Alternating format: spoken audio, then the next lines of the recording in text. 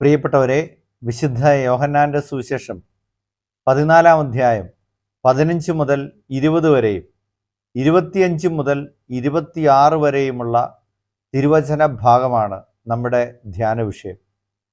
അല്പം സങ്കീർണമെന്ന് തോന്നിക്കുന്ന ഒരു വിവരണമാണ് ഈ സുവിശേഷ ഭാഗത്ത് നാം കാണുന്നത്. അത് യോഹന്നാന്റെ പ്രത്യേകമായ ഒരു ശൈലിയാണ്. ഈ സംഭവങ്ങൾ നടക്കുന്നത് കുരിശുമരണത്തിന് തലേ രാത്രിയാണ്. അന്ത്യത്താഴത്തിന് ശേഷം സംഭവിക്കുന്ന കാര്യമായിട്ടാണ് യോഹന്നാൻ ശ്ലീഹ ഈ ഭാഗത്തെ വിവരിക്കുന്നത്.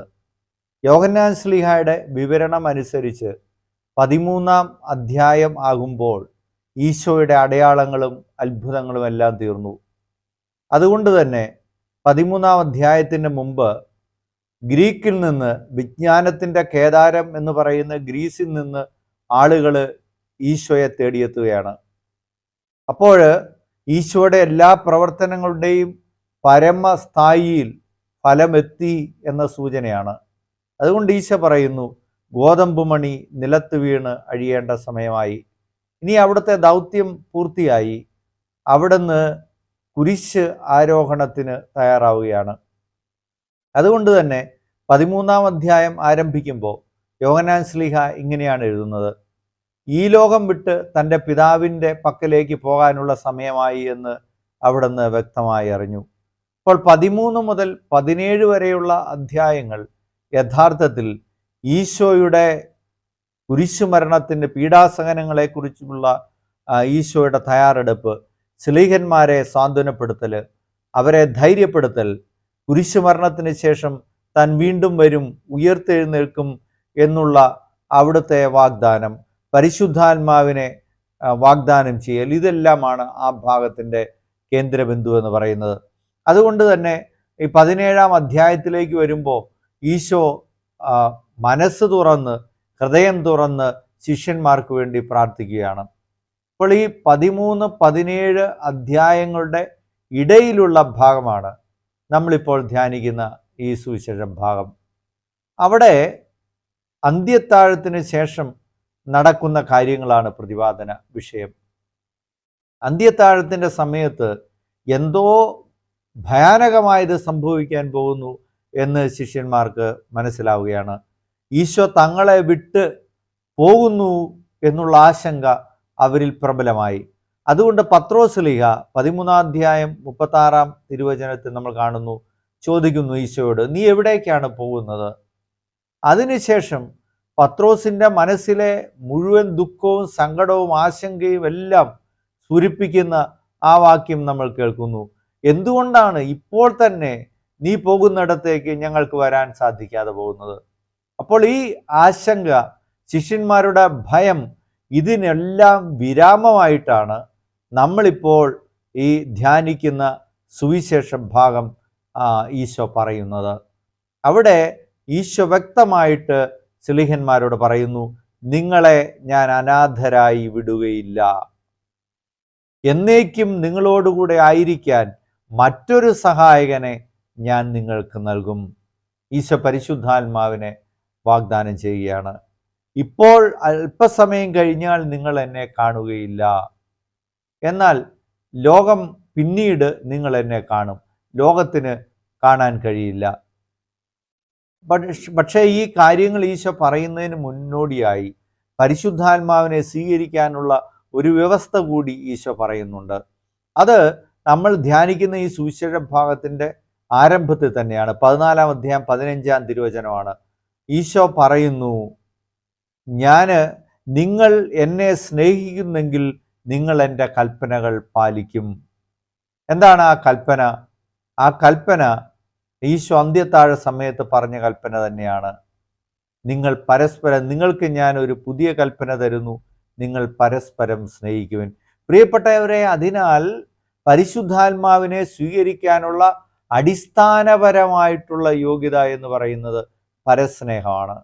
പരസ്നേഹമില്ലാതെ ദൈവാത്മാവിനെ സ്വീകരിക്കാൻ ആർക്കും കഴിയില്ല എന്ന് ഈശോ അസന്നിഗ്ധമായിട്ട് പറയുന്ന ഒരു ഭാഗം കൂടിയാണിത്. പരിശുദ്ധാത്മാവിനെ സൂചിപ്പിക്കാനായിട്ട് ഉപയോഗിക്കുന്ന ഗ്രീക്ക് പദം പാരക്ലേത്ത എന്ന പദമാണ്. അതിൻ്റെ അർത്ഥം സഹായകൻ, ശക്തനായ വക്കീൽ, അഡ്വക്കേറ്റ് എന്നൊക്കെയാണ്. ശ്ലീഹന്മാരുടെ ഏറ്റവും വലിയ പ്രശ്നം ഭയമായിരുന്നു. എന്നാൽ പരിശുദ്ധാത്മാവിൻ്റെ ഏറ്റവും വലിയ പ്രത്യേകത ഭയം അവസാനിപ്പിക്കുന്നവനാണെന്നുള്ളതാണ്.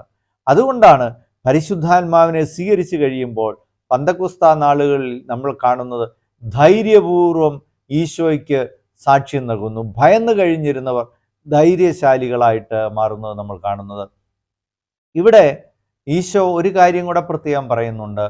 പരിശുദ്ധാത്മാവിനെ സ്വീകരിക്കാൻ ലോകത്തിന് കഴിയില്ല എന്നാണ് ഈശോ പറയുന്നത്. എന്താണ് യോഹന്നാൻ ഉദ്ദേശിക്കുന്ന ലോകം? യോഹന്നാൻ ഉദ്ദേശിക്കുന്ന ലോകം അസൂയയും അക്രമവും കൊള്ളയും വൈരാഗ്യബുദ്ധിയും പിടിവാശിയും സഹോദര സ്നേഹമില്ലായ്മയും എല്ലാം കുടികൊള്ളുന്ന ഇടമാണ്. അതിനെയാണ് യോഹന്നാൻ ശ്ലീഹ ലോകം എന്ന വാക്കുകൊണ്ട് ഉദ്ദേശിക്കുന്നത്. അത് നമ്മുടെ കുടുംബമാകാം, നമ്മുടെ സമൂഹമാകാം, നമ്മൾ ഒരുമിച്ച് ജീവിക്കുന്ന ഇടങ്ങളൊക്കെ ആകാം.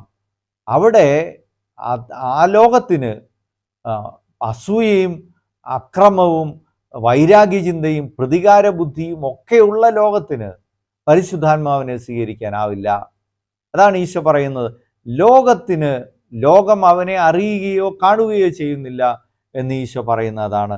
അതുകൊണ്ട് ഏറ്റവും പ്രധാനമായ കാര്യം എന്ന് പറയുന്നത് പരിശുദ്ധാത്മാവിൻ്റെ പ്രവർത്തനം നമ്മിലുണ്ടാകാൻ ഉള്ള ഏറ്റവും പ്രധാനമായ കാര്യം പരസ്പര സ്നേഹമാണ് എന്ന കാര്യം നമ്മൾ ഓർക്കുക. ഈശോ പരിശുദ്ധാത്മാവിനെ 3 തരത്തിൽ വിശേഷിപ്പിക്കുന്നുണ്ട്. ഒന്നാമത്തത് എപ്പോഴും കൂടെയുള്ള സഹായകൻ എന്നാണ്. രണ്ടാമത്തത് പഠിപ്പിക്കുന്ന അധ്യാപകൻ എന്നാണ്. മൂന്നാമത്തത് ദൈവിക കാര്യങ്ങൾ ഓർമ്മപ്പെടുത്തുന്നവനാണ്. ഒന്നാമത്തെ കാര്യത്തിലേക്ക് നമുക്ക് വരാം. എപ്പോഴും കൂടെയുള്ള സഹായകനായിട്ട് പരിശുദ്ധാത്മാവ് ശിഷ്യന്മാരുടെ ജീവിതത്തിൽ നമ്മൾ കണ്ടു. എല്ലാ സമയത്തും സിനഗോഗുകളിലും അധികാരികളുടെ ഒക്കെ മുമ്പിൽ അവർക്ക് സഹായമരുളുന്ന ധൈര്യം പകരുന്ന സഹായകനായിട്ട് പരിശുദ്ധാത്മാവുണ്ടായി. നബൂഖദ്നേസർ രാജാവ് ദാനിയേലിനെയും കൂട്ടരെയും തീച്ചൂളയിലേക്ക് എറിഞ്ഞപ്പോൾ അതിൻ്റെ മധ്യേ രാജാവ് കണ്ട അഗ്നിസ്വരൂപനായ സഹായകനെ പോലെയാണ് പരിശുദ്ധാത്മാവ്. രണ്ടാമത്തെ കാര്യം പഠിപ്പിക്കുന്ന അധ്യാപകനാണ്. നമുക്ക് ദുർഗ്രഹമായ കാര്യങ്ങൾ പോലും മനസ്സിലാക്കി തരുന്ന അധ്യാപകനാണ് പരിശുദ്ധാത്മാവ്. ഭിന്നശേഷിക്കാരനായ കുഞ്ഞിനെ, ഓട്ടിസം ബാധിച്ച ഒരു കുഞ്ഞിനെ ലഭിച്ചല്ലോ എന്നോർത്ത് പരിതപിക്കുന്ന സങ്കടപ്പെടുന്ന ഒരു സ്ത്രീ ഒരു ധ്യാനത്തിന് ചേരുമ്പോൾ പെട്ടെന്നൊരു ഉൾക്കാഴ്ച കിട്ടുകയാണ്. ആ ഉൾക്കാഴ്ച ഇതാണ്: ഈ കുഞ്ഞിനെ എനിക്കല്ലാതെ വേറൊരാൾക്ക് കൊടുത്തിരുന്നെങ്കിൽ ആ കുഞ്ഞ് ഈ തരത്തിൽ സന്തോഷവാനാകില്ലായിരുന്നു. അതുകൊണ്ട് ദൈവം പ്രത്യേകമായിട്ട് ഈ കുഞ്ഞിനെ പരിപാലിക്കാനായി എന്നെ ഏൽപ്പിച്ചതാണ്. ആ തിരിച്ചറിവിൽ നിന്ന് അന്നുവരെയുള്ള സകല വിഷാദങ്ങളും ആ സ്ത്രീയുടെ മനസ്സിൽ നിന്ന് മാറി. പരിശുദ്ധാത്മാവിനെ സ്വീകരിക്കുമ്പോൾ ഉണ്ടാകുന്ന പ്രത്യേകത നമുക്ക് ദുർഗ്രഹമായ കാര്യങ്ങളെപ്പോലും നമുക്ക് ഗ്രാഹ്യമാക്കി തരും എന്നുള്ളതാണ്. അവസാനത്തേത്, കഴിഞ്ഞ കാലങ്ങൾ വിശുദ്ധമായ കാര്യങ്ങൾ നമ്മുടെ മനസ്സിലേക്ക് കൊണ്ടുവരുന്നത് പരിശുദ്ധാത്മാവാണ്. നമ്മുടെ ജീവിത യാത്രകളിൽ ചെങ്കടലുകൾ കടന്നത്, പകല് മേഘസ്തംഭമായി വഴി നടത്തിയത് എല്ലാം ദൈവമാണ് എന്ന തിരിച്ചറിവ് നമുക്ക് നൽകുന്നത് പരിശുദ്ധാത്മാവാണ്. പരിശുദ്ധാത്മാവിൻ്റെ നമ്മൾ സ്വീകരിക്കുന്നത് പരിശുദ്ധ കുർബാനയിലൂടെയും കൂദാശകളിലൂടെയുമാണ് എന്ന് നമുക്ക് മനസ്സിലാക്കാം.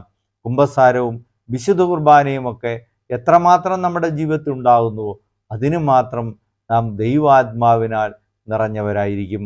ഈ ആത്മാവിനാൽ നിറഞ്ഞവരാക്കി മാറ്റണേ എന്നുള്ള പ്രാർത്ഥനയായിരുന്നു യഥാർത്ഥത്തിൽ നമ്മുടെ സ്കൂളുകളുടെ കാമ്പസുകളിൽ പഴയ കാലങ്ങളിൽ മുഴങ്ങിയിരുന്നത്.